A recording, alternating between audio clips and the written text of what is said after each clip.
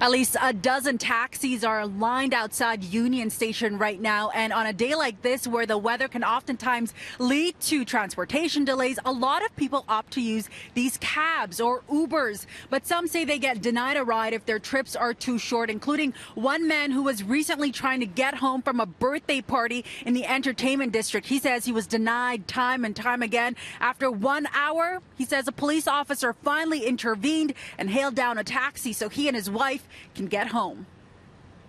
We had 5 Ubers in a row, accept then cancel, accept then cancel. Then we tried to get taxis.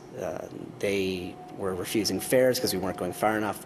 So all in all, it was over an hour in the cold, just trying to get home on a Saturday night. James Blackburn tweeted this at Uber, saying on a cold winter night, several drivers eventually canceled rides. He says this is a slowly increasing problem that is affecting many Uber and taxi riders who are growing more and more frustrated that they are being left out in the cold. The Ubers and Lyfts right now, when it's a busy area, they just would rather stay away from it. So they accept, they see where you are, and they cancel. And it's leaving people stranded out in the cold. We reached out to Uber to ask about why exactly Blackburn was denied the rides. A spokesperson did not respond to our inquiries about that and questions about how often short-term refusals occur, only to say the ride-sharing company monitors cancellation rates and hasn't noticed a spike in this activity in Toronto.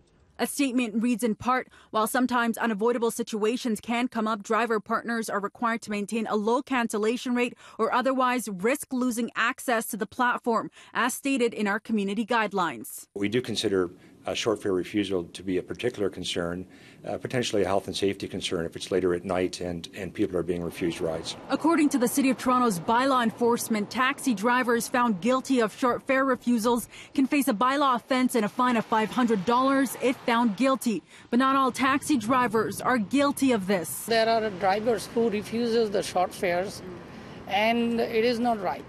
Have you ever refused a short fare? No, I actually take the short fare because sometimes short fare ends up with somewhere I'm going to get a big fare. Why do you think that happens? Some of the drivers, they think they're going to get a big fare, so they usually try not to go close by. But it's not good. License was not given for doing that. In 2016, there were 278 complaints and 15 drivers fined. 132 the following year, where 20 charges were issued, and 150 in 2018 with 39 charges. But these numbers include only taxis and limos, and not ride-sharing companies like Uber and Lyft, because they're not covered in the bylaw. Rod Jones says these incidents can also be underreported because the process can be tedious and include the complainer attending court. For that reason, the city says they also have 2 enforcement teams out on Toronto streets. How effective would you say that is?